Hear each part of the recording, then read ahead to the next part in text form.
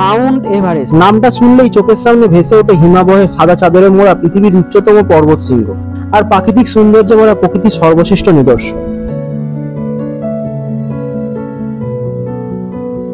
সমুদ্রপৃষ্ঠ থেকে প্রায় ৮,৮৪৮ মিটার উচ্চতায় অবস্থিত সর্বোচ্চ এই পর্বত শৃঙ্গটি প্রায় সকল ভ্রমণ পিপাসু এবং পর্বতারোহীর কাছে একটা ড্রিম ডেস্টিনেশন।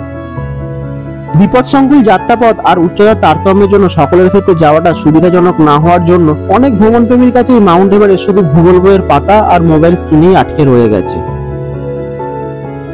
অনেক বাঙালি মাউন্টেনারদের মাউন্ট এভারেস্ট জয়ের কথা জানার পর থেকে এই মাউন্ট এভারেস্টকে কাছ থেকে দেখার অদম্য ইচ্ছা মনের মধ্যে জেগে ওঠে, কিন্তু কাজের চাপে প্রতিকূল সময় যেন কোনোভাবেই করে উঠতে পারছিলাম না। একদিকে ভোটের গরমাগরম বাজার আর অন্যদিকে গরমে হাঁসফাঁস করতে থাকা পানটা যখন ওষ্ঠাগত, তখন হুট করে মাউন্ট এভারেস্টের ডাক পড়ে গেল। সুযোগ কি আর হাতছাড়া করা যায়? তাই পুরনো অভ্যাস মতো সমস্ত সংসার গুছিয়ে আবারও বেরিয়ে পড়লাম এভারেস্টের ডাকে, পায়ে পায়ে এভারেস্টের পথে।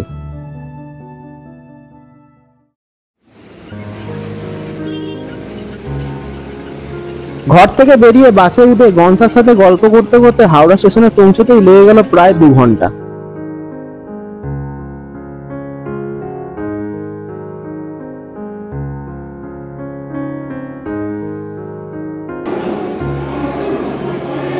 নস্টালজিকতায় মোড়া ভারতের সবচেয়ে ব্যস্ততম স্টেশনের পুরনো ঘড়িটা সময় তখন 3:15। 3:50 ট্রেন অলরেডি বলে দিয়েছে B1। গরমের অবস্থা খুব খারাপ। আবার একটা ড্রিম ডেস্টিনেশন থেকে বেরিয়ে পড়েছি, দেখা যাক বাজেটটা কত কমাতে পারি।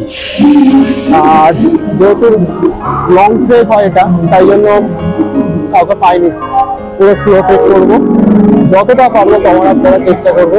সঙ্গে থাকে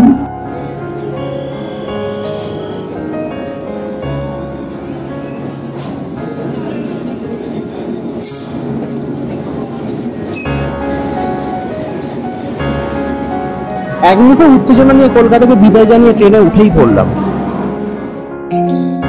ট্রেনের জানলার বাইরে সবুজের বায়োস্কোপ দেখতে দেখতে হঠাৎ করেই পেয়ে গেলাম ঝালমুড়ি, আবার সঙ্গে 2টো নারকেলের পিস ফ্রি।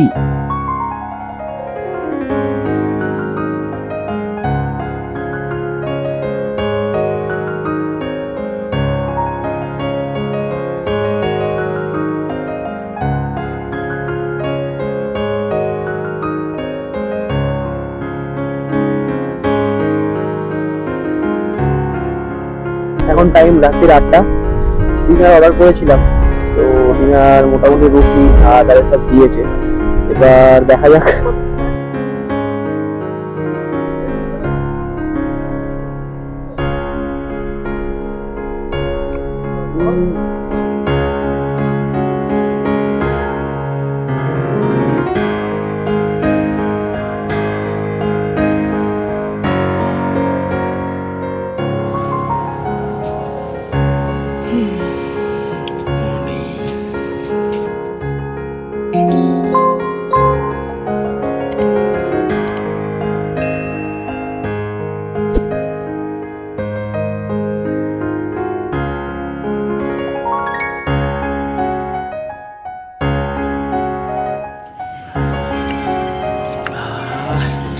টাইম এখন 7টা।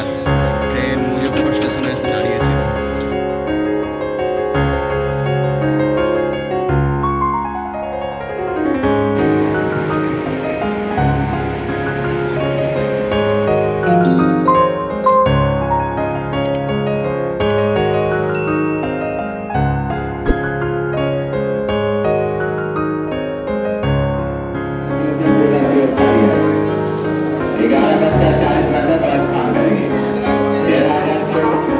প্রায় 19 ঘন্টা রেলপথে জার্নি করে অবশেষে 11টা নাগাদ রক্সল স্টেশনে এসে পৌঁছালাম। দুর্গম এই অভিযানের যাত্রাপথ খুব একটা সহজ সরল নয়, এখনো অনেকটা পথ বাকি আছে। সড়ক পথের যাত্রা নিয়ে খুব শীঘ্রই ফিরছি। ভালো থাকবেন, সুস্থ থাকবেন। নতুন এপিসোডের জন্য চ্যানেলটিকে সাবস্ক্রাইব করতে ভুলবেন না যেন। Stay tuned.